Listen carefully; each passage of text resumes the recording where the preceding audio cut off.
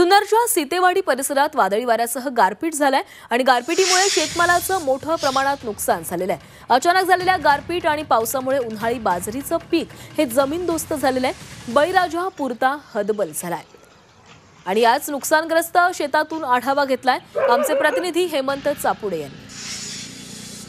जुन्नर तालुक्याच्या पश्चिम आदिवासी पट्ट्यातील सीतेवाडी परिसरात गारपिटीच्या अवकाळी पावसाने शेतीमालाचं प्रचंड नुकसान झालं आहे। मी सध्या सीतेवाडी परिसरात आलेले आपण या ठिकाणी पाहू शकता। उभं बाजरीचं पीक हे खरं तर जमीनदोस्त झालेले या ठिकाणी पाहायला मिळत आहे। त्यामुळे शेतकऱ्यांचं अतोनात नुकसान झालेले आहे। बहरात हे पीक असताना अचानक गारपिटीच्या अवकाळी पावसाचा तडाखा बसला आणि या ठिकाणी उभं पीक हे खरं तर मातीमोल झालेले। पाऊस पडलं हे गारपीट झालं, अख्खा आमची भाजी नुकसान झाली आणि आता त्याला काही होऊ शकत बी नाही। चिकामध्ये भाजी वस्ती आखी मोडून गेली। हेमंत चापुडे, झी मीडिया, जुन्नर, पुणे।